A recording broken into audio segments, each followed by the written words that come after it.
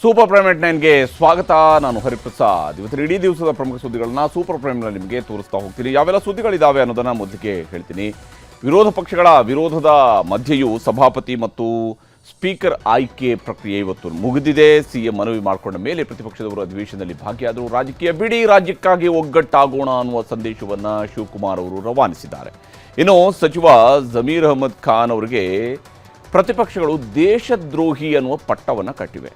ವಿಜಯನಗರ ಉಸ್ತುವಾರಿ ಬೇಡ, ಧ್ವಜಾರೋಹಣಕ್ಕೂ ಹೋಗೋದಿಲ್ಲ ಅಂದಿದ್ದಕ್ಕಾಗಿ ಆಕ್ರೋಶವನ್ನು ವ್ಯಕ್ತಪಡಿಸ್ತಾ ಇದ್ದಾರೆ. ಈಗ ಜಮೀರ್ ಅಹಮದ್ ಅವರ ಬದಲು ಸಚಿವ ಬಸವಂತಪ್ಪ ಅವರಿಗೆ ವಿಜಯನಗರ ಜಿಲ್ಲೆಯ ಉಸ್ತುವಾರಿ ಸಿಕ್ಕಿದೆ.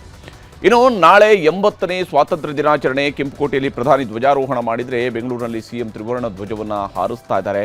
ಉಗ್ರರ ದಾಳಿಯ ಬೆದರಿಕೆಯೂ ಕೂಡ ಇರೋದ್ರಿಂದಾಗಿ ದೇಶದ ಎಲ್ಲ ಪ್ರಮುಖ ನಗರಗಳಲ್ಲಿ ಭದ್ರತೆಯನ್ನು ಹೆಚ್ಚಿಸಲಾಗಿದೆ. RSSಗೆ ಅಂಕುಶ ಹಾಕುವುದಕ್ಕೆ ರಾಜ್ಯ ಸರ್ಕಾರ ಮಸೂದೆಯೊಂದನ್ನು ರೆಡಿ ಮಾಡ್ತಾ ಇದೆ. ಇದೇ ಅಧಿವೇಶನದಲ್ಲಿ ಮಸೂದೆ ಅಂಗೀಕಾರ ಆಗುವಂತಹ ಎಲ್ಲ ಸಾಧ್ಯತೆಗಳಿದ್ದಾವೆ. ತಾಕತ್ತಿದ್ರೆ ಮಸೂದೆ ತಂದು RSS ತಡೀರಿ ನೋಡ್ತೀವಿ ಅನ್ನುವಂಥದ್ದು ಪ್ರತಿಪಕ್ಷಗಳ ನೇರ ಸವಾಲು. ಇನ್ನು ಪರಪನಗರ ಜೈಲಲ್ಲಿ ಕಾಸಿದ್ದೋನೆ ಬಾಸು ಅನಿಸುತ್ತೆ. ಅದಕ್ಕೆ ಪ್ರಜ್ವಲ್ ರೇವಣ್ಣ ಮೊಬೈಲ್ ಬಳಕೆ, ಪವಿತ್ರ ಗೌಡ ಹೆಡ್ಫೋನ್ ಬಳಸಿದ್ದೇ ಸಾಕ್ಷಿಯಾಗಿದೆ. ಅದಕ್ಕಾಗಿಯೇ DGPಯವರು ಸೆಂಟ್ರಲ್ ಜೈಲ್ಗೆ ದಿಢೀರಂತ ಭೇಟಿ ಕೊಟ್ಟು ಶೋಧ ನಡೆಸಿದ್ದಾರೆ. ಎಲ್ಲ ಸುದ್ದಿಗಳನ್ನು ವಿವರವಾಗಿ ನೋಡ್ತಾ ಹೋಗೋಣ. ಮುಖ್ಯಮಂತ್ರಿ DK ಶಿವಕುಮಾರ್ ಸರ್ಕಾರದ ಮೊದಲ ಅಧಿವೇಶನ ಶುರುವಾಗಿದೆ. ಇವತ್ತು ವಿಧಾನಸಭೆ ಮತ್ತು ವಿಧಾನ ಪರಿಷತ್ಗೆ ನೂತನ ಅಧ್ಯಕ್ಷರುಗಳ ಆಯ್ಕೆಯ ಪ್ರಕ್ರಿಯೆ ನಡೆದಿದೆ. ಆದರೆ ಪ್ರತಿಪಕ್ಷದವರು ಸಭಾಧ್ಯಕ್ಷ ಹಾಗೂ ಸಭಾಪತಿಯ ಚುನಾವಣೆಯನ್ನು ಬಹಿಷ್ಕರಿಸಿದರು. ಅದಾದ ಮೇಲೆ ಮುಖ್ಯಮಂತ್ರಿಯವರೇ ಮನವಿ ಮಾಡಿಕೊಂಡು ಕಲಾಪಕ್ಕೆ ಬರುವಂತೆ ವಿನಂತಿಸಿದರು.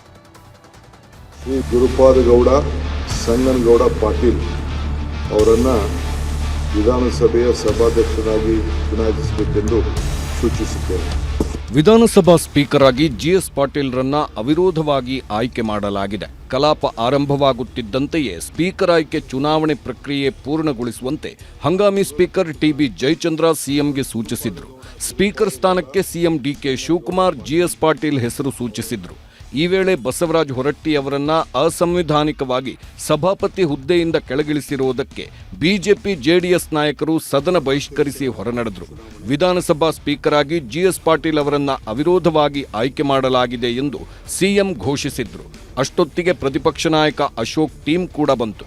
ಎಲ್ಲರೂ ಒಟ್ಟಾಗಿ GS ಪಾಟೀಲ್ ಅವರನ್ನ ವಿಧಾನಸಭೆ ಸಭಾಧ್ಯಕ್ಷ ಸ್ಥಾನದಲ್ಲಿ ಕೂರಿಸಿ ಫೋಟೋಗೆ ಪೋಸ್ ಕೊಟ್ಟರು.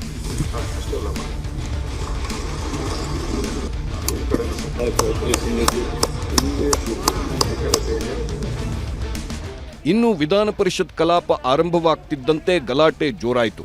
ಚುನಾವಣೆ ಯಾಕೆ ನಡೆಯುತ್ತಿದೆ ಅನ್ನೋ ಬಗ್ಗೆ ಚರ್ಚೆ ಮಾಡಿ ಅಂತ ವಿಪಕ್ಷ ನಾಯಕ ಛಲವಾದಿ ನಾರಾಯಣಸ್ವಾಮಿ ಆಗ್ರಹಿಸಿದ್ರು. ಸಭಾಪತಿ ಚುನಾವಣೆ ನಡೆಯಲಿ ಎಂದು ಕಾಂಗ್ರೆಸ್ ನಾಯಕರು ಪಟ್ಟು ಹಿಡಿದ್ರು. ಹೊರಟ್ಟಿ ಅವರಿಂದ ಬಲವಂತವಾಗಿ ಸರ್ಕಾರ ರಾಜೀನಾಮೆ ಪಡೆದಿದೆ ಅಂತ ಸರ್ಕಾರದ ವಿರುದ್ಧ ಬಿಜೆಪಿ ಸದಸ್ಯರು ಮುಗಿಬಿದ್ರು. ಗೂಂಡಾ ಸರ್ಕಾರ ಎಂದು ಘೋಷಣೆ ಕೂಗಿ ಆಕ್ರೋಶ ಹೊರಹಾಕಿದ್ರು.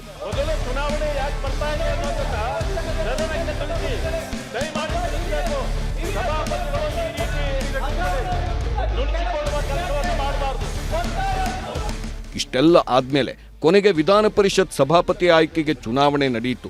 ಸಲೀಂ ಅಹಮದ್ ಪರ 38 ಮತಗಳು ಚಲಾವಣೆಯಾಯಿತು.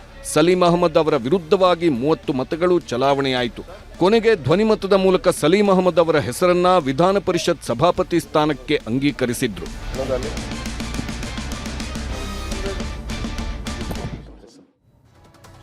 ಇನ್ನು ವಿಧಾನಸಭೆ ಸಭಾಧ್ಯಕ್ಷರಾಗಿ GS ಪಾಟೀಲ್ ಅವರು ಪೀಠ ಅಲಂಕರಿಸಿದ ಮೇಲೆ ಮುಖ್ಯಮಂತ್ರಿ DK ಶಿವಕುಮಾರ್ ಅವರು ಮಾತನಾಡಿದರು. ನನಗೆ ಯಾರ ಮೇಲೂ ಕೂಡ ದ್ವೇಷ ಇಲ್ಲ, ಮುಖ್ಯಮಂತ್ರಿ ಸ್ಥಾನದ ಅಧಿಕಾರ ದುರುಪಯೋಗ ಪಡಿಸಿಕೊಳ್ಳುವುದಿಲ್ಲ ಅಂತ ಹೇಳಿದ್ದಾರೆ. ಇನ್ನೊಂದು ಕಡೆ ಪ್ರತಿಪಕ್ಷ ನಾಯಕ ಅಶೋಕ್ ಸರ್ಕಾರದ ವಿರುದ್ಧ ಮಾತನಾಡೋದಕ್ಕೆ ಅಂತ ಟಾಂಟ್ ಕೊಟ್ಟರು. ಅಧ್ಯಕ್ಷರ ಆಯ್ಕೆ ವಿಷಯದಲ್ಲಿ ಸಿಎಂ ಅಶೋಕ್ ವಾಗ್ಯುದ್ಧ. ಕ್ಯಾಂಡಿಡೇಟ್ಗೆ ಸ್ಪೀಕರ್ ಕ್ಯಾಂಡಿಡೇಟ್ ಯಾರು ಅಂತ ನಾನು ಕಳಿಸಿದ್ದಾರೆ. ಅದಕ್ಕೆ ನಮ್ಮ ಸ್ನೇಹಿತರುಗಳು ಪ್ರತಿಭಟನೆ ಮಾಡೋದು ಅದು ಸರಿ ಇಲ್ಲ. ದಯವಿಟ್ಟು ಕಳಿಸ್ಕೊಡಿ, ಬರಬೇಕು ನಿಮ್ಮ ಸ್ಥಾನಕ್ಕೆ. ಸ್ಪೀಕರ್ ಆದವರು ಇಬ್ಬರಿಗೂ ಕಿವಿ ಕೊಡಬೇಕು, ಅವ್ರಿಗೂ ಕಿವಿ ಕೊಡಬೇಕು, ನಮಗೂ ಕಿವಿ ಕೊಡಬೇಕು. Is A non party. Congress letter head ಅಲ್ಲಿ ತಮ್ಮ ಹೆಸರು ಬಂದಿದೆ. ಕಾಂಗ್ರೆಸ್ ಲೆಟರ್ ಹೆಡ್ ಅಲ್ಲಿ ಬರಲಿ, DK ಶಿವಕುಮಾರ್ ಹೆಸರು ಬರಲಿ, ಉಳಿದವ್ರು ಯಾರು ಜಮೀರ್ ಯಾರದೇ ಬೇಕಾದ್ರೆ ಬಂದ್ಗಡ್ಲಿ. ಆದರೆ ತಮ್ಮ ಹೆಸರು ಕಾಂಗ್ರೆಸ್ ಲೆಟರ್ ಅಲ್ಲಿ ಬಂದಿದ್ದು ಒಂದು ಒಳ್ಳೆ ಸಂಸ್ಕೃತಿ ಅಲ್ಲ. ಆ ಸ್ಥಾನ ಇದೆಯಲ್ಲ, ಅದು ಕಾಂಗ್ರೆಸ್ ಸ್ಥಾನ ಅಲ್ಲ, ಅದು ಸದನದ ಸ್ಥಾನ. ಅದರಿಂದ ಅದಕ್ಕೆ ಕಳಂಕ ಅಂಟಬಾರದು. ಯಾರನ್ನೂ ದ್ವೇಷಿಸಲ್ಲ ಅಂದ್ರು ಮುಖ್ಯಮಂತ್ರಿಗಳು. ನಾವಿರೋದೇ ವಿರೋಧಿಸೋಕೆ ಅಂದ್ರು ಅಶೋಕ್. ಅವ್ರು ಅವರೆಲ್ಲರೂ ಕೂಡ ಅವರೆಲ್ಲ ಜನ ಆಯ್ಕೆ ಮಾಡಿ ಕಳಿಸಿದ್ದಾರೆ. ನನಗೆ ಯಾವ ಹಾರ್ಟ್ ಬರ್ನಿಂಗು ಯಾರ ಮೇಲೂ ಇಲ್ಲ. I am telling you, I am lost. ನನಗೆ ಒಬ್ಬನ ಮೇಲೂ ಕೂಡ ಈ ಅಧಿಕಾರನ ದುರುಪಯೋಗ ಮಾಡಿಕೊಂಡು ಯಾರಿಗೂ ಕೂಡ ತೊಂದರೆ ಕೊಡ್ಲಿಕ್ಕೆ ನನಗೆ ಇಷ್ಟ ಇಲ್ಲ. ನನಗೆ ಇಲ್ಲಿರುವಂತ ಎಲ್ಲ 224 ಶಾಸಕರು ಕೂಡ ಒಂದೇ, ಎಲ್ಲ ಪಕ್ಷದವರು ಒಂದೇ. ಹಿಂದೆ ಇದ್ದೆಲ್ಲ ಮರ್ತು ಬಿಡೋಣ. Let us go is A new plate. ವಿರೋಧ ಪಕ್ಷ ಅನ್ನೋದು ನಾವು ಜನ ನಮ್ಮನ್ನು ಆಯ್ಕೆ ಮಾಡಿರೋದು ಸರ್ಕಾರದ ವಿರುದ್ಧವಾಗಿ ಮಾತಾಡಕ್ಕೆ. ಸರ್ಕಾರವನ್ನು ಹೋಗ್ಲಕ್ಕೆ ನಮ್ಮನ್ನೇನು ಇಲ್ಲಿ ಆಯ್ಕೆ ಮಾಡಿಲ್ಲ. ನಮ್ಮನ್ನು ಸರ್ಕಾರದ ವಿರುದ್ಧವಾಗಿಯೇ ನಾವು ಮಾತಾಡುವಂಥದ್ದು. ಇನ್ನು ವಿಧಾನಸಭೆ ಅಧಿವೇಶನವನ್ನು ಮುಗಿಸಿ ವಿಧಾನ ಪರಿಷತ್ ಕಲಾಪಕ್ಕೆ ಮುಖ್ಯಮಂತ್ರಿಯವರು ಬಂದರು. 2 ಸದನಗಳಲ್ಲೂ ಕೂಡ ಹೊಸ ಸಚಿವರುಗಳನ್ನು ನಿಯಮದಂತೆ ಪರಿಚಯ ಮಾಡಿಕೊಟ್ರು. ಅದಾದಮೇಲೆ ಪ್ರತಿಪಕ್ಷಗಳು ಸರ್ಕಾರ ಒಟ್ಟಾಗಿ ಟೀಮ್ ಕರ್ನಾಟಕವನ್ನು ಮುನ್ನಡೆಸೋಣ ಅಂತ ಕರೆಯನ್ನು ಕೊಟ್ಟಿದ್ದಾರೆ. ಜೊತೆಗೆ ರಾಜಕೀಯದಲ್ಲಿ ವೈರಿಗಳು ಇರಬೇಕು ಅಂತಾನೆ ಪ್ರತಿಪಕ್ಷದವರ ಕಾಲೆಳೆಯುವ ಕೆಲಸವನ್ನು ಮುಖ್ಯಮಂತ್ರಿಯವರು ಮಾಡಿದ್ದಾರೆ. ರಾಜಕೀಯ ಬೇಡ, ಟೀಮ್ ಕರ್ನಾಟಕ ಕಟ್ಟೋಣ. ನಾವು ಏನಾದ್ರು ಈ ಸ್ಥಾನದಲ್ಲಿ ಕೂತ್ಕೊಂಡು ಮಾಡಬೇಕು ಅಂತಂದ್ರೆ ನಿಮ್ ಸಹಕಾರ ಬೇಕು. ನಾವು ನೀವೆಲ್ಲ ಒಂದೇ. Let us work as A team Karnataka. Politics will do outside. Let us do outside politics. ರಾಜಕೀಯದಲ್ಲಿ ವೈರಿಗಳಿದ್ರೆ ಬೆಳೆಯೋದು, ಮಾಧ್ಯಮಗಳು ಟೀಕಿಸಿದ್ರೆ ಕೆಲಸ ಆಗೋದು. ಅವಂತ ನನಗೆ ವೈರಿಗಳಿದ್ರೆ ರಾಜಕಾರಣದಲ್ಲಿ ನಾವು ತಿದ್ಕೊಳ್ಳಿಕ್ಕೆ ಸಾಧ್ಯ.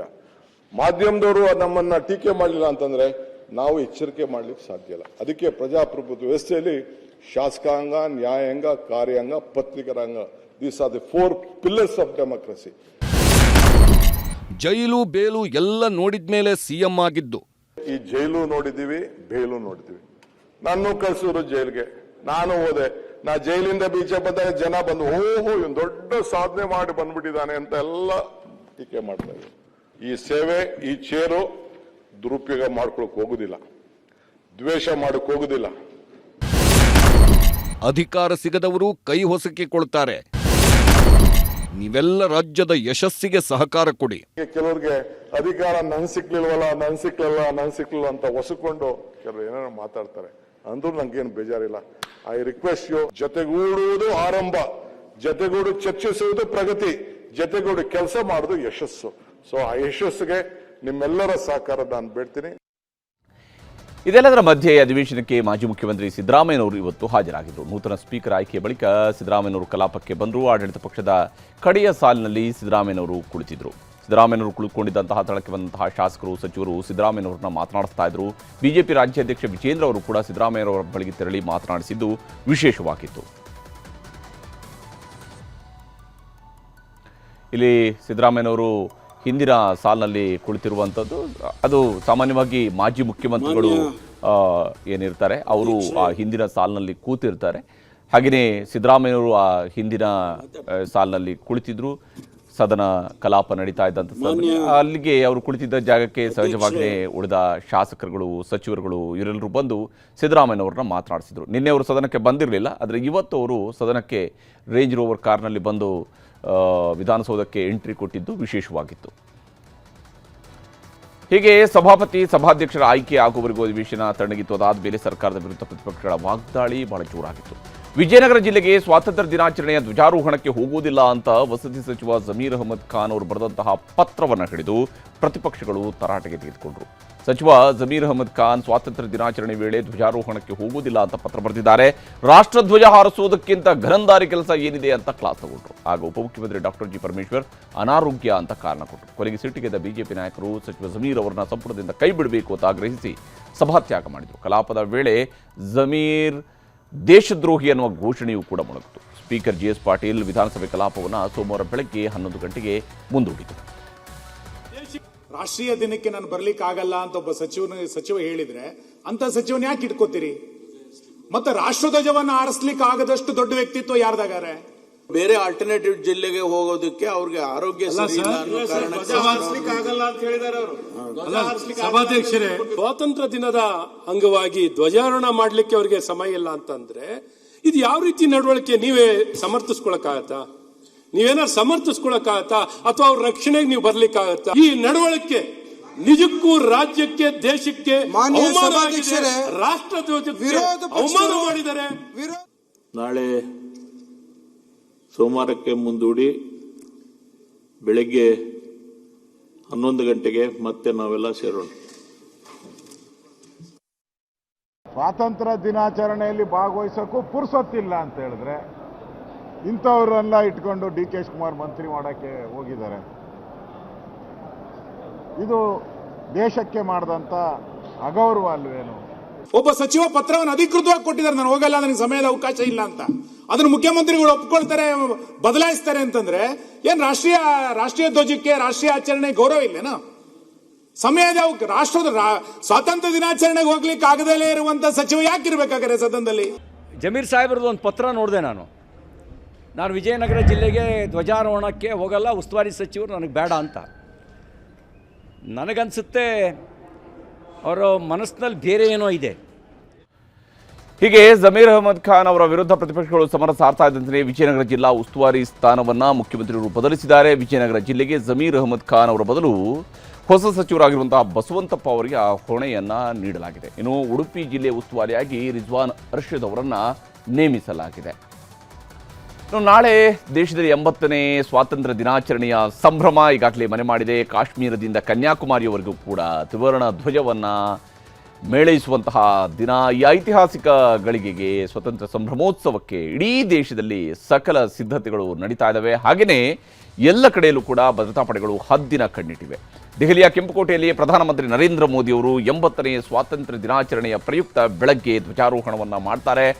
ಬೆಳಗ್ಗೆ ಮಹಾತ್ಮ ಗಾಂಧಿ ಸ್ಮಾರಕ ರಾಜ್ಘಾಟ್ಗೆ ತೆರಳಿ ಪುಷ್ಪ ನಮನವನ್ನು ಸಲ್ಲಿಸಿ ಅಲ್ಲಿಂದ ಕೆಂಪುಕೋಟೆಗೆ ಬಂದು ಧ್ವಜಾರೋಹಣವನ್ನು ಪ್ರಧಾನಮಂತ್ರಿಯವರು ನೆರವೇರಿಸಲಿದ್ದಾರೆ.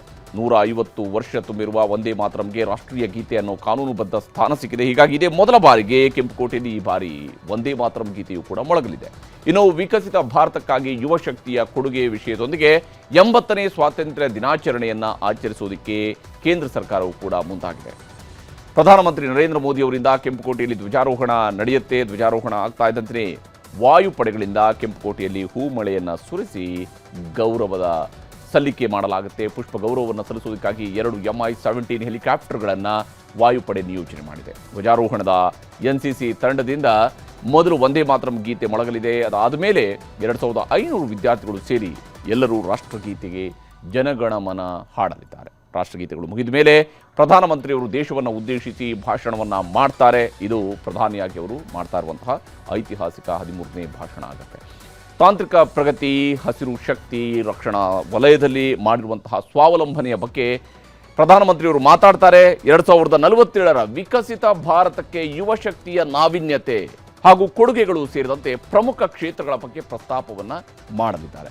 ಈ ವರ್ಷ ರಾಷ್ಟ್ರೀಯ ಹಬ್ಬಕ್ಕೆ ದೇಶದ ಎಲ್ಲ ರಾಜ್ಯಗಳಿಂದ 5,000 ವಿಶೇಷ ಅತಿಥಿಗಳನ್ನು ಆಹ್ವಾನಿಸಲಾಗಿದೆ. ಕೇಂದ್ರ ಸರ್ಕಾರದ ಯೋಜನೆಗಳ ಫಲಾನುಭವಿಗಳೇ ಈ ಬಾರಿಯ ಸ್ವಾತಂತ್ರ್ಯೋತ್ಸವದ ಸಂಭ್ರಮದ ವಿಶೇಷ ಅತಿಥಿಗಳು. 80ನೇ ಸ್ವಾತಂತ್ರ್ಯೋತ್ಸವದ ಅಂಗವಾಗಿ ದೇಶದ ಎಲ್ಲ ಕಡೆಯಲ್ಲೂ ಕೂಡ ಭದ್ರತಾ ಪಡೆಗಳು ಹದ್ದಿನ ಕಣ್ಣಿಟ್ಟಿದ್ದಾವೆ. ಯಾಕಂದರೆ ನಮ್ಮ ದೇಶದಲ್ಲಿ ಸ್ವಾತಂತ್ರ್ಯವನ್ನು, ಆ ಹಬ್ಬವನ್ನು ಆಚರಿಸ್ತಾ ಇರುವ ಸಂದರ್ಭದಲ್ಲಿ ಶತ್ರು ದೇಶಗಳು ಅದರ ದುರುಪಯೋಗ ಪಡಿಸುವ ಸಾಧ್ಯತೆ ಇದ್ದೇ ಇರುತ್ತೆ. ದೆಹಲಿಯಲ್ಲಿ ಸೇನಾ ಪಡೆಗಳು, ದೆಹಲಿ ಪೊಲೀಸರಿಂದ CCTVಗಳ ಮೂಲಕ ಹದ್ದಿನ ಕಣ್ಣಿಡಲಾಗಿದೆ. ರೈಲು ನಿಲ್ದಾಣಗಳಲ್ಲಿ ಪ್ರತಿಯೊಬ್ಬರನ್ನು ಕೂಡ ತಪಾಸಣೆ ಮಾಡಲಾಗ್ತಾ ಇದೆ. ವಿಶೇಷವಾಗಿ ಜಮ್ಮು ಕಾಶ್ಮೀರದಲ್ಲಿ ಉಗ್ರರು ಬಾಲ ಬಿಚ್ಚದಂತೆ ಭದ್ರತೆಯನ್ನು ಹೆಚ್ಚಿಸಲಾಗಿದ್ದು, ಸೂಕ್ಷ್ಮ ಪ್ರದೇಶಗಳಲ್ಲಿ ಸೇನಾ ಕಾರ್ಯಾಚರಣೆಯನ್ನು ತೀವ್ರಗೊಳಿಸಲಾಗಿದೆ.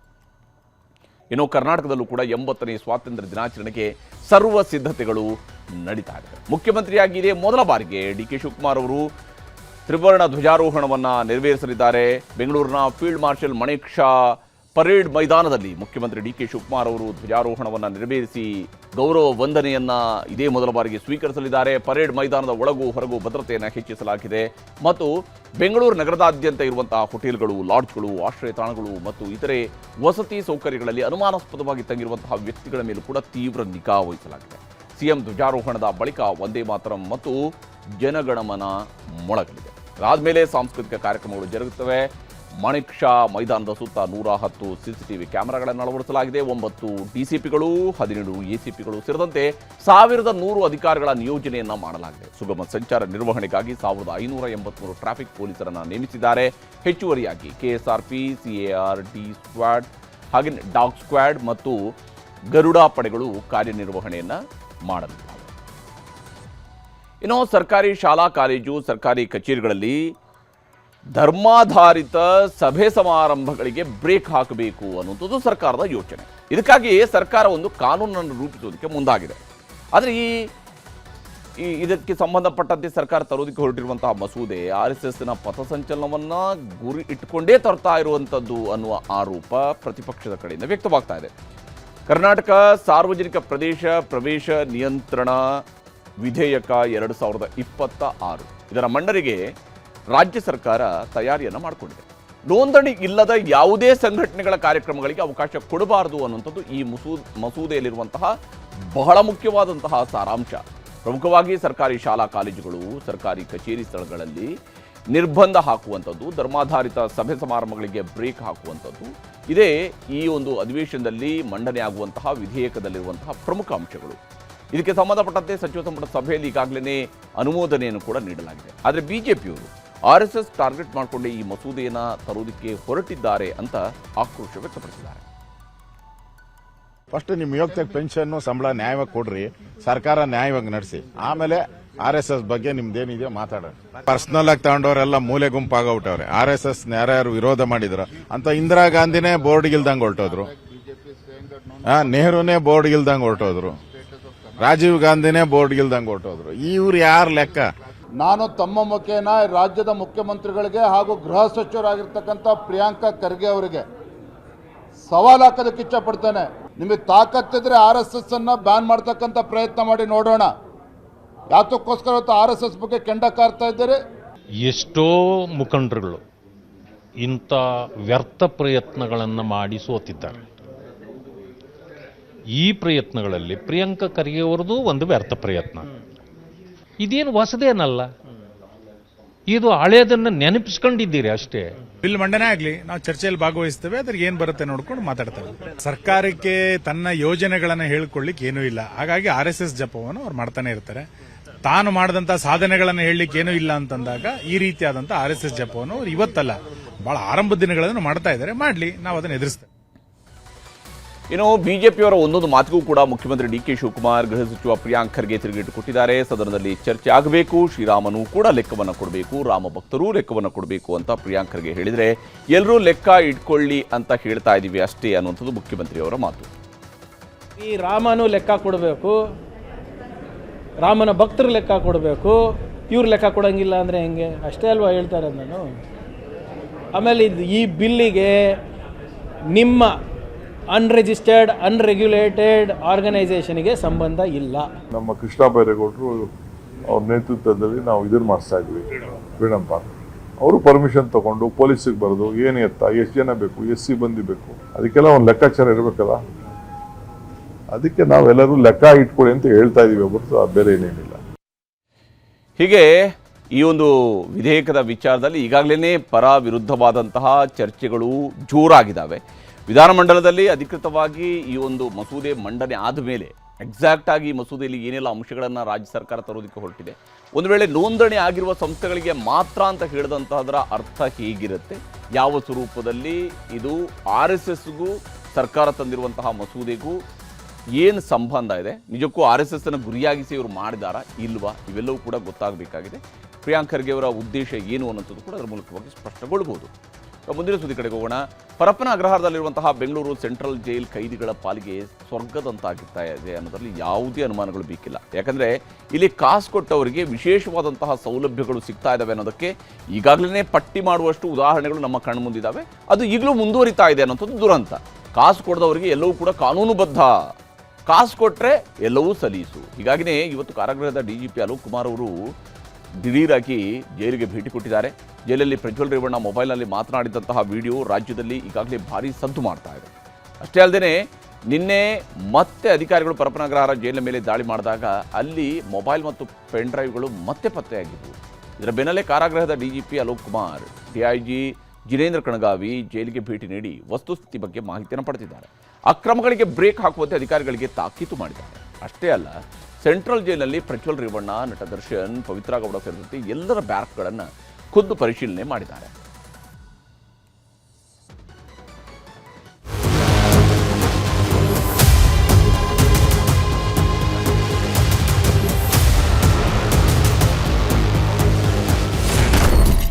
ದಿನಕ್ಕೊಂದರಂತೆ ಬಿಚ್ಚಿಕೊಳ್ತಿದೆ ಪ್ರಜ್ವಲ್ ಪೋಲಿ ಪುರಾಣ. Dairy secret Shiva Parvati girl friend ಹೆಸರು. ಬೇಡದ ವಿಷಯಕ್ಕೆ ಸುದ್ದಿಯಾಗಿದ್ದ ಪ್ರಜ್ವಲ್ ರೇವಣ್ಣ ಮತ್ತೊಮ್ಮೆ ಅಂಥದ್ದೇ ವಿಷಯಕ್ಕೆ ಸದ್ದು ಮಾಡ್ತಾ ಇದ್ದಾರೆ. ಜೈಲಿಗೆ ಹೋದ್ಮೇಲೂ ಬುದ್ಧಿ ಕಲೀಲಿಲ್ವಾ ಅಂತ ಜನ ಮಾತನಾಡ್ಕೊಳ್ಳೋದಕ್ಕೆ ಶುರು ಮಾಡಿದ್ದಾರೆ. ಯಾಕಂದ್ರೆ ಮೊನ್ನೆ ತಾನೇ ಪರಪ್ಪನ ಅಗ್ರಹಾರ ಜೈಲಿನ ಮೇಲೆ ದಾಳಿ ನಡೆಸಿದ್ದ ಸಿಸಿಬಿ ಅಧಿಕಾರಿಗಳು ಪ್ರಜ್ವಲ್ ಪುರಾಣವನ್ನ ಬಿಚ್ಚಿಟ್ಟಿದ್ದಾರೆ. ರೇವಣ್ಣ ಬಳಿಯಿದ್ದ ಮೊಬೈಲ್ ಜೊತೆಗೆ ಡೈರಿಯೊಂದರ ಸೀಕ್ರೆಟ್ ಅನ್ನು ಬಯಲಿಗೆಳೆದಿದ್ದಾರೆ.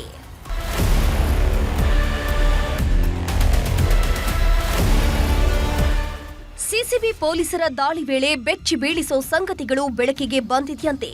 ಪ್ರಜ್ವಲ್ ಬಳಿ ಇದ್ದಂತಹ ಮೊಬೈಲ್, ಅದರ ಜೊತೆಗೆ ನೋಟ್ಬುಕ್, ಒಂದಿಷ್ಟು ಪೇಪರ್ ಕಟಿಂಗ್ಸ್ಗಳೆಲ್ಲವನ್ನ ಪೊಲೀಸರು ಜಪ್ತಿ ಮಾಡಿದ್ದಾರೆ.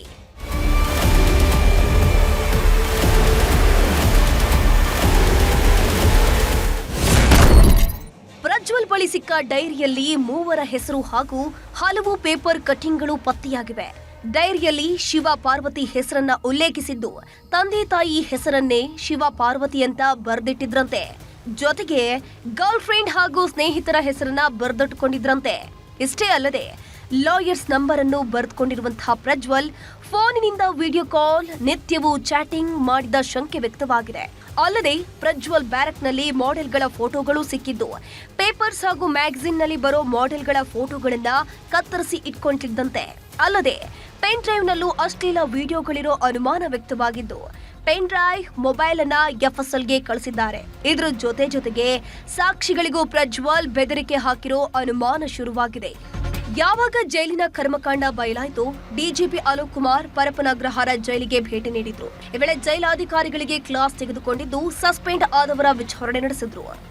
ಅವರು ಮಾಡ್ತಾ ಇದ್ದಾರೆ, ಇನ್ಕ್ವೈರಿ ಮೇಲೆ ನಮ್ಮ ಡಿಐಜಿ ಅವರು ಮಾಡ್ತಾರೆ. ಸರ್, ಈಗ ಎಷ್ಟು ಜನ ಸಸ್ಪೆಂಡ್ ಆಗಿದ್ದಾರೆ? ಅಲ್ಲ, ಅದೆಲ್ಲ ಈಗ ಅದನ್ನ ಮೊದಲೇ ಹೇಳಿದ್ದೇನೆ ಏನಿದೆ. ಈಗ ಇನ್ಕ್ವೈರಿ ನಡೀತಾ ಇದೆ, ಆ ನಂತರ ಮುಗಿದ ನಂತರ ಹೇಳಿ. ಪ್ರಜ್ವಲ್ ರೇವಣ್ಣ ವಿಚಾರವಾಗಿ ಆ ಮೊಬೈಲ್ ಬಳಕೆ ಮಾಡ್ತಿರೋದು ನಿಜಾನ? ವಿಡಿಯೋ ಆಚೆ ಒಂದು ಬಂದಿತ್ತು ನೋಡಿ, ಅದು ಸಿಸಿಬಿಗೆ ಕೇಳಬೇಕು. ತನಿಖೆದು ವಿಷಯಗಳು ಸಿಸಿಬಿಗೆ ಕೇಳಬೇಕು. ಅದು ತನಿಖೆಗೆ ಸಂಬಂಧಪಟ್ಟ ವಿಷಯ ಇದೆ, ಅವರು ತನಿಖೆ ಮಾಡ್ತಾರೆ. ಈಗ ನಾವು ಇನ್ನಿದ್ದು ಇನ್ವೆಸ್ಟಿಗೇಷನ್ ನಾವು ಮಾಡ್ತಾ ಇದ್ದೀವಿ. ಅಲ್ಲ, ನಾನು ಒಂದು ಜನರಲ್ ವಿಸಿಟ್ಗೆ ಬಂದಿದ್ದೆ, ಪರಿಶೀಲನೆ ಮಾಡಿದ್ದೇನೆ. ಬೇರೆ ಬ್ಯಾರಕ್ಲಿ ಏನಿದೆ, ಅದು ಏನೇನು ಸಮಸ್ಯೆಗಳು ಇದೆ, ಅದು ಪರಿಶೀಲನೆ ಮಾಡುತ್ತಿಲ್ಲ. ಒಟ್ನಲ್ಲಿ ಪ್ರಜ್ವಲ್ ಪುರಾಣ ಮತ್ತೊಮ್ಮೆ ತೆರೆದುಕೊಂಡಿದ್ದು, ಮೊಬೈಲ್ನಲ್ಲಿ ಯಾವೆಲ್ಲ ಮಾಯಾಲೋಕ ಬಚ್ಚಿಟ್ಟಿದ್ರು ಅನ್ನೋದು ಇನ್ನಷ್ಟೇ ಗೊತ್ತಾಗಬೇಕಿದೆ. Madesh C, crime bureau, news 18, Bengaluru. ಇಲ್ಲಿರೋ ವಿಶೇಷ ಏನಂತ ಹೇಳಿದ್ರೆ, ಪ್ರಜ್ವಲ್ ಇರುವಂಥ ಜಾಗದಲ್ಲಿ ನೆಟ್ವರ್ಕ್ ಸಿಗುತ್ತೆ ಮತ್ತು ಆತ ಬಹಳ ಆರಾಮಾಗಿ ಮಾತಾಡ್ತಾನೆ. ನಾನು ಫೋನ್ ಮಾಡಿರಲಿಲ್ಲ, ಈಗ ಫೋನ್ ಮಾಡಿದೆ, ಅಳ್ತಾ ಇದ್ರು, ಈ ರೀತಿಯಾದಂತಹ ಮಾತುಗಳು ಕಂಟಿನ್ಯೂಸ್ ಆಗಿ ಈತ ಫೋನ್ನಲ್ಲಿ ಮಾತಾಡ್ತಾ ಇದ್ದಾನೆ ಅನ್ನೋಂಥದ್ದಕ್ಕೆ ಒಂದು ಉದಾಹರಣೆಯಾಗಿ ಗೋಚರಿಸ್ತಾ ಇದೆ. ಇನ್ನು ನಟ ದರ್ಶನ್ ಮತ್ತು ಪವಿತ್ರ ಗೌಡ ಅವರ ಕೊಠಡಿಗಳನ್ನು ಕೂಡ ಇವತ್ತು ಪರಿಶೀಲನೆ ಮಾಡಲಾಗಿದೆ. ಇದಕ್ಕೆ ಕಾರಣ ಇದೆ, ಯಾಕೆಂದರೆ ಪ್ರಜ್ವಲ್ ರೇವಣ್ಣ ಮೊಬೈಲ್ ಬಳಕೆಯ ವಿಡಿಯೋ ವೈರಲ್ ಆದ ಮೇಲೂ ಕೂಡ ಪವಿತ್ರ ಗೌಡ, ಅದು ಆಕೆ ಏನು ಕೋರ್ಟ್ ವಿಚಾರಣೆಗೆ ಹಾಜರಾಗುವ ಸಂದರ್ಭದಲ್ಲಿ ಹೆಡ್ಫೋನ್ ಬಳಸ್ತಾ ಇದ್ರು ಅಂತೇಳಿ ನಿನ್ನೆಷ್ಟೇ ಪವಿತ್ರ ಗೌಡ ವಿಡಿಯೋ ಕಾನ್ಫರೆನ್ಸ್ ಮೂಲಕ ಕೋರ್ಟ್ ವಿಚಾರಣೆಗೆ ಹಾಜರಾಗಿದ್ರು. ವಿಚಾರಣೆಗೆ ಬಂದಂತಹ ಪವಿತ್ರ ಗೌಡ ಬಹಳ ಲೇಟಾಗಿ ಬಂದಿದ್ರು. ಜೊತೆಗೆ ಪವಿತ್ರ ಗೌಡ ಹೆಡ್ಫೋನ್ ಬಳಕೆ ಮಾಡ್ತಿರುವಂಥದ್ದು ನ್ಯಾಯಾಧೀಶರ ಗಮನಕ್ಕೆ ಬಂದಿತ್ತು.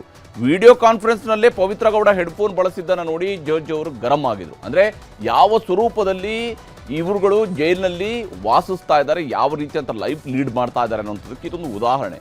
ಅಗ್ರಹಾರ ಜೈಲಿಗೆ, ಪರಪ್ಪನ ಅಗ್ರಹಾರ ಜೈಲಿಗೆ ಖುದ್ದು ಅಲೋಕ್ ಕುಮಾರ್ ಅವರೇ ದಿಢೀರ್ ಭೇಟಿ ಕೊಟ್ಟು ಇವೆಲ್ಲವನ್ನು ಕೂಡ ಪರಿಶೀಲನೆ ನಡೆಸುವಂತಹ ಕೆಲಸವನ್ನು ಮಾಡಿದ್ದಾರೆ. ಈಗ ರಾಜ್ಯ, ದೇಶ, ವಿದೇಶಗಳ ಮತ್ತಷ್ಟು ಪ್ರಮುಖ ಸುದ್ದಿಗಳನ್ನು ಕ್ವಿಕ್ ಆಗಿ ನೋಡ್ತಾ ಹೋಗೋಣ. ಪಾಕಿಸ್ತಾನದ ಜೊತೆಗೆ ನಿರಂತರ ಸಂಪರ್ಕ ಹೊಂದಿದ್ದ ಸಮೀರ್ ಎಂಬಾತನನ್ನ ಉತ್ತರ ಪ್ರದೇಶ ಪೊಲೀಸರು ನಿನ್ನೆ ಕಲಬುರಗಿಯಲ್ಲಿ ಬಂಧಿಸಿದ್ರು. ಪಾಕಿಸ್ತಾನದ ಭಯೋತ್ಪಾದಕ ಸಂಘಟನೆಗಳ ಜೊತೆಗೆ ಸಮೀರ್ಗೆ ನಂಟಿರುವಂಥದ್ದಕ್ಕೆ ಸಾಕ್ಷ್ಯಗಳು ಸಿಕ್ಕಿವೆ. ವಿದೇಶಿ ಮೂಲದ ಮೊಬೈಲ್ ನಂಬರ್ ಬಳಕೆ ಮಾಡಿರುವಂಥದ್ದು, ವಾಟ್ಸ್ಆಪ್, ಇನ್ಸ್ಟಾಗ್ರಾಮ್ ಮೂಲಕ ಪಾಕಿಸ್ತಾನದ ಉಗ್ರ ಸಂಘಟನೆಗಳ ನಂಟು ಇರೋದು ಸಾಬೀತಾಗಿದೆ. ಬಿಜೆಪಿ ಶಾಸಕ ಸುರೇಶ್ ಗೌಡರ ಪುತ್ರಿ ಐಶ್ವರ್ಯ ಮಹಿಳಾ PSI ಕಪಾಳಕ್ಕೆ ಹೊಡೆದಿದ್ರು. ಶಾಸಕರ ಪುತ್ರಿ ಮೇಲೆ FIR ಕೂಡ ಆಗಿದೆ. ಈಗ ಪ್ರಕರಣಕ್ಕೆ ಸಂಬಂಧಿಸಿದಂತೆ ಶಾಸಕ ಬಿ ಸುರೇಶ್ ಗೌಡ ಕ್ಷಮೆ ಯಾಚಿಸಿದ್ದಾರೆ. ನನ್ನ ಮಗಳು ತಾಳ್ಮೆ ಕಳೆದುಕೊಳ್ಳಬಾರದಾಗಿತ್ತು, ನನ್ನ ಮಗಳು ಮಾಡಿದ್ದು ತಪ್ಪು, ಕಾನೂನು ಕ್ರಮ ಆಗಲಿ ಅಂತ ಹೇಳಿದ್ದಾರೆ. ರಾಜ್ಯದಲ್ಲಿ BPL ಕಾರ್ಡ್ ಪರಿಷ್ಕರಣೆ ತಾತ್ಕಾಲಿಕವಾಗಿ ಸ್ಥಗಿತಗೊಳಿಸಲು ಆಹಾರ ಸಚಿವ ರಿಜ್ವಾನ್ ಅರ್ಷದ್ ಸೂಚನೆ ನೀಡಿದ್ದಾರೆ. ಈಗಿನಿಂದಲೇ ಪರಿಷ್ಕರಣೆ ನಿಲ್ಲಿಸುವಂತೆ ಅಧಿಕಾರಿಗಳಿಗೆ ಸಚಿವರು ಸೂಚಿಸಿದ್ದಾರೆ. ಸೆಪ್ಟೆಂಬರ್ ಒಳಗೆ ಈ KYC ಪೂರ್ಣಗೊಳಿಸದಿದ್ದರೆ ಕಾರ್ಡ್ನಲ್ಲಿ ಹೆಸರು ಡಿಲೀಟ್ ಆಗಲಿದೆ ಅಂತ ಹೇಳಿದ್ದಾರೆ. ನಾಳೆ ಸ್ವಾತಂತ್ರ್ಯ ದಿನಾಚರಣೆ ಹಿನ್ನೆಲೆಯಲ್ಲಿ ಇವತ್ತು ರಾಷ್ಟ್ರವನ್ನು ಉದ್ದೇಶಿಸಿ ರಾಷ್ಟ್ರಪತಿ ದ್ರೌಪದಿ ಮುರ್ಮು ಮಾತನಾಡಿದ್ದಾರೆ. ನೈಸರ್ಗಿಕ ಸಂಪನ್ಮೂಲಗಳ ಮೇಲೆ ಮುಂದಿನ ಪೀಳಿಗೆಗೂ ಹಕ್ಕಿದೆ. ಪರಿಸರ ಉಳಿಸುವುದು ನಮ್ಮ ಪರಂಪರೆಯ ಭಾಗವಾಗಿದೆ. ಅಭಿಯಾನಗಳ ಮೂಲಕ ಪರಿಸರ ರಕ್ಷಣೆಗೆ ಎಲ್ಲರೂ ಶ್ರಮಿಸಬೇಕು ಎಂದು ಕರೆ ನೀಡಿದ್ದಾರೆ. ಬೆಂಗಳೂರಿನ ರಸ್ತೆ ಗುಂಡಿಗಳನ್ನು ಮುಚ್ಚಲು ತೆಗೆದುಕೊಂಡಿರುವ ಕ್ರಮಗಳ ಬಗ್ಗೆ ಜಿಬಿಎನಿಂದ ಹೈಕೋರ್ಟ್ಗೆ ಸಮಗ್ರ ವರದಿಯನ್ನು ಹೈಕೋರ್ಟ್ ಕೇಳಿದೆ. ರಸ್ತೆ ಗುಂಡಿ ಮುಚ್ಚಲು ತೆಗೆದುಕೊಂಡಿರುವ ಕ್ರಮಗಳು ಸರಿಯಾಗಿದ್ದರೆ ಗುಂಡಿಗಳು ಯಾಕೆ ಬೀಳ್ತಾ ಇತ್ತು, ಇದುವರೆಗೂ ಎಲ್ಲೆಲ್ಲಿ ಎಷ್ಟು ಗುಂಡಿಗಳನ್ನು ಮುಚ್ಚಲಾಗಿದೆ ಅನ್ನೋದರ ಬಗ್ಗೆ ಸಮಗ್ರ ವರದಿ ಸಲ್ಲಿಸುವಂತೆ ಹೈಕೋರ್ಟ್ ಸೂಚನೆಯನ್ನು ನೀಡಿದೆ. ರಾಜ್ಯದ ಸರ್ಕಾರಿ ಶಾಲೆಗಳಿಗೆ ಶಿಕ್ಷಕರ ನೇಮಕಾತಿಗೆ ಶಾಲಾ ಶಿಕ್ಷಣ ಇಲಾಖೆ ಚಾಲನೆ ನೀಡಿದೆ. ರಾಜ್ಯಾದ್ಯಂತ ಒಟ್ಟು 15,000 ಸರ್ಕಾರಿ ಶಿಕ್ಷಕರ ಹುದ್ದೆಗಳನ್ನು ಭರ್ತಿ ಮಾಡುವುದಕ್ಕೆ ನೇಮಕಾತಿ ನಡೆಸಲಾಗ್ತಾ ಇದ್ದು, ಆಗಸ್ಟ್ 18ರಿಂದ ಆನ್ಲೈನ್ ಮೂಲಕ ಅರ್ಜಿ ಸಲ್ಲಿಕೆ ಆರಂಭವಾಗಲಿದೆ. ಕಾಕ್ರೋಚ್ ಹೇಳಿಕೆ ವಿವಾದಕ್ಕೆ ಸಂಬಂಧಿಸಿದಂತೆ ಮತ್ತೆ ಸುಪ್ರೀಂ ಕೋರ್ಟ್ ಮುಖ್ಯ ನ್ಯಾಯಮೂರ್ತಿ ಸೂರ್ಯಕಾಂತ್ ಸ್ಪಷ್ಟನೆ ಕೊಟ್ಟಿದ್ದಾರೆ. ನನ್ನ ಮಾತನ್ನು ಕೆಲವರು ದುರುಪಯೋಗ ಪಡಿಸಿಕೊಂಡಿದ್ದಾರೆ. ತಮ್ಮ ಮೌಖಿಕ ಹೇಳಿಕೆಯನ್ನು ತಪ್ಪಾಗಿ ಉಲ್ಲೇಖಿಸಿ ವಿವಾದ ಎಬ್ಬಿಸಿದ್ದಾರೆ. ಯುವಕರನ್ನ ದಾರಿ ತಪ್ಪಿಸುವ ದುರುದ್ದೇಶದ ಯತ್ನ ನಡೆದಿದೆ ಅಂತ ಸಿಜೆಐ ಬೇಸರ ಹೊರಹಾಕಿದ್ದಾರೆ. ಕರೂರು ಕಾಲ್ತುಳಿತ ದುರಂತದಲ್ಲಿ ಮೃತಪಟ್ಟವರ ಕುಟುಂಬಸ್ಥರಿಗೆ ಯಾಕೆ ಸರ್ಕಾರಿ ಕೆಲಸ ಕೊಡಬಾರದು, ಹೀಗಂತ ಮದ್ರಾಸ್ ಹೈಕೋರ್ಟ್ಗೆ ಸುಪ್ರೀಂ ಕೋರ್ಟ್ ಪ್ರಶ್ನೆ ಮಾಡಿದೆ. ಅಷ್ಟೇ ಅಲ್ಲದೆ ಸರ್ಕಾರಿ ನೌಕರಿ ನೀಡುವ ತಮಿಳುನಾಡು ಸರ್ಕಾರದ ನಿರ್ಧಾರವನ್ನು ರದ್ದುಗೊಳಿಸಿದ ಮದ್ರಾಸ್ ಹೈಕೋರ್ಟ್ ಆದೇಶವನ್ನು ರದ್ದುಗೊಳಿಸಿದೆ. ಕುಟುಂಬದ ಆಧಾರ ಸ್ತಂಭ ಮಾಡಿದಾಗ ಸರ್ಕಾರ ನೌಕರಿ ನೀಡುವುದರಲ್ಲಿ ತಪ್ಪೇನಿದೆ, ಸರ್ಕಾರದ ನೀತಿಯನ್ನು ಪ್ರಶ್ನಿಸಲು ನೀವ್ಯಾರು ಅಂತ ತರಾಟೆಗೆ ತೆಗೆದುಕೊಂಡಿದೆ. ಉತ್ತರಾಖಂಡ್ನ ಚಮೋಲಿ ಜಿಲ್ಲೆ ಬಳಿಯಲ್ಲಿ ಸುರಂಗ ಕುಸಿತ ದುರಂತದಲ್ಲಿ 7 ಕಾರ್ಮಿಕರು ಮೃತಪಟ್ಟಿದ್ದಾರೆ. 14 ಮಂದಿ ಗಾಯಗೊಂಡಿದ್ದಾರೆ. ಒಬ್ಬರು ನಾಪತ್ತೆಯಾಗಿದ್ದು ಶೋಧ ಕಾರ್ಯ ಮುಂದುವರೆದಿದೆ. ಬೋಟ್ಗಳ ಬದಲು ನೀರಿನ ಡ್ರಮ್ಗಳನ್ನು ಬಳಸಿ ಸುರಂಗದ ಒಳಗೆ ರಕ್ಷಣಾ ಕಾರ್ಯಾಚರಣೆ ನಡೆಸಲಾಗ್ತಾ ಇದೆ. ಭಯೋತ್ಪಾದಕರನ್ನ ಪೋಷಿಸುತ್ತಿರುವ ಪಾಕಿಸ್ತಾನಕ್ಕೆ ಭಾರತದ ರಾಷ್ಟ್ರೀಯ ಭದ್ರತಾ ಸಲಹೆಗಾರ ಅಜಿತ್ ದೋವಲ್ ಎಚ್ಚರಿಕೆಯನ್ನು ಕೊಟ್ಟಿದ್ದಾರೆ. ಭಯೋತ್ಪಾದನೆಗೆ ಪಾಕಿಸ್ತಾನ ನೀಡುವ ಬೆಂಬಲವನ್ನು ಭಾರತ ಎಂದಿಗೂ ಸಹಿಸುವುದಿಲ್ಲ. ಭಾರತದ ಔದಾರ್ಯವನ್ನ ನಮ್ಮ ದೌರ್ಬಲ್ಯವೆಂದು ಭಾವಿಸಬಾರದು ಅಂತ ದೋವಲ್ ಸಂದೇಶ ರವಾನಿಸಿದ್ದಾರೆ. ಸಿಂಧೂ ನದಿ ನೀರು ಹಂಚಿಕೆ ವಿವಾದದ ಕುರಿತು ಪಾಕಿಸ್ತಾನದ ಪ್ರಧಾನಿ ಶೆಹಬಾಜ್ ಶರೀಫ್ ಭಾರತಕ್ಕೆ ಬೆದರಿಕೆ ಹಾಕಿದ್ದಾರೆ. ಭಾರತ ನಾವು ಶಾಂತಿಯಿಂದಿರಲು ಬಿಡ್ತಾ ಇಲ್ಲ, ಭಾರತ ಸಿಂಧೂ ನದಿ ತಂಟೆಗೆ ಬಂದರೆ ಪರಿಸ್ಥಿತಿ ಕೈಮೀರಿ ಹೋಗಲಿದೆ ಅಂತ ಶರೀಫ್ ಹೇಳಿದ್ದಾರೆ. 2027ರ ಜನಗಣತಿಗೆ ಕೇಂದ್ರ ಗೃಹ ಸಚಿವಾಲಯ ಪ್ರಶ್ನಾವಳಿಗಳನ್ನು ಪ್ರಕಟಿಸಿದೆ. ಒಟ್ಟು 40 ಪ್ರಶ್ನೆಗಳನ್ನು ಇದು ಒಳಗೊಂಡಿದ್ದು, ಪೋಷಕರ ವಿವರ, ಆಧಾರ್ ಸಂಖ್ಯೆ, ಮೊಬೈಲ್ ಸಂಖ್ಯೆ, ಬ್ಯಾಂಕ್ ಖಾತೆಗಳ ವಿವರವನ್ನು ನೀಡಬೇಕು. ಅಷ್ಟೇ ಅಲ್ಲದೆ ಕೋವಿಡ್ ಲಸಿಕೆ ಪಡೆದ ವಿವರಗಳು, ಕೆಲಸಕ್ಕೆ ಹೋಗುವ ಮಾರ್ಗ, ಧರ್ಮ ಮತ್ತು ಜಾತಿಯಂತಹ ಪ್ರಮುಖ ಮಾಹಿತಿಗಳನ್ನು ಜನಗಣತಿ ವೇಳೆ ಸಂಗ್ರಹಿಸಲಿದೆ ಕೇಂದ್ರ ಸರ್ಕಾರ. ಕೇರಳ ವಿಶ್ವವಿದ್ಯಾಲಯದ LLB ಪರೀಕ್ಷಾ ಮರುಮೌಲ್ಯಮಾಪನದಲ್ಲಿ ನಡೆದಿರುವ ಅಕ್ರಮಗಳ ವಿರುದ್ಧ ಎಬಿವಿಪಿ ಕಾರ್ಯಕರ್ತರು ಬೃಹತ್ ಪ್ರತಿಭಟನೆ ಮಾಡಿದ್ದಾರೆ. ತಿರುವನಂತಪುರಂ ವಿಶ್ವವಿದ್ಯಾಲಯದ ಬಳಿ ಪ್ರತಿಭಟನೆಯನ್ನು ಮಾಡಿ ಪರೀಕ್ಷಾ ಅಕ್ರಮದ ಕುರಿತು ತನಿಖೆ ನಡೆಸುವಂತೆ ಆಗ್ರಹಿಸಿದ್ದಾರೆ. ಪುಣೆಯ 6,000 ಕೋಟಿ ಮಾದಕ ದ್ರವ್ಯ ಪ್ರಕರಣಕ್ಕೆ ಸಂಬಂಧಿಸಿದಂತೆ ಕುಖ್ಯಾತ ಡ್ರಗ್ ಕಿಂಗ್ಪಿನ್ ವೀರೇಂದರ್ ಬೈಸೋಯಾನನ್ನ ದುಬೈನಲ್ಲಿ ಬಂಧಿಸಿ ಭಾರತಕ್ಕೆ ಕರೆತರಲಾಗಿದೆ. ಎನ್ಸಿಬಿ ಅಧಿಕಾರಿಗಳ ಕಾರ್ಯಾಚರಣೆಯನ್ನು ಶ್ಲಾಘಿಸಿರುವ ಕೇಂದ್ರ ಗೃಹ ಸಚಿವ ಅಮಿತ್ ಶಾ, ಅಪರಾಧಿಗಳು ಎಲ್ಲೇ ಅಡಗಿದ್ರು ಕಾನೂನಿನಿಂದ ತಪ್ಪಿಸಿಕೊಳ್ಳುವುದಕ್ಕೆ ಸಾಧ್ಯ ಇಲ್ಲ ಅಂತ ಹೇಳಿದ್ದಾರೆ.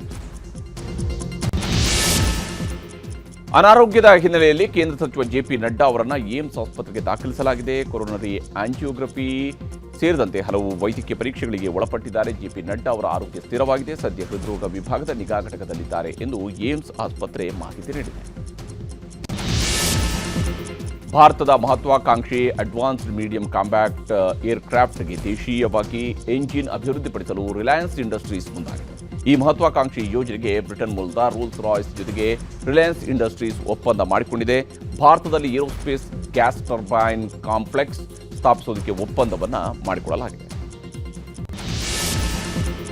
16ನೇ ಆವೃತ್ತಿಯ ಪುರುಷ ಹಾಗೂ ಮಹಿಳಾ ಹಾಕಿ ವಿಶ್ವಕಪ್ ಟೂರ್ನಿಗೆ ನಾಳೆ ಚಾಲನೆ ಸಿಗಲಿದೆ. ವಿಶ್ವಕಪ್ ಟೂರ್ನಿಗೆ ಈ ಬಾರಿ ನೆದರ್ಲ್ಯಾಂಡ್ಸ್ ಹಾಗೂ ಬೆಲ್ಜಿಯಂ ಜಂಟಿ ಆತಿಥ್ಯ ವಹಿಸಿವೆ. ಟೂರ್ನಿಯಲ್ಲಿ ಭಾರತ ಸೇರಿದಂತೆ ಒಟ್ಟು 16 ತಂಡಗಳು ಪಾಲ್ಗೊಳ್ಳಲಿವೆ.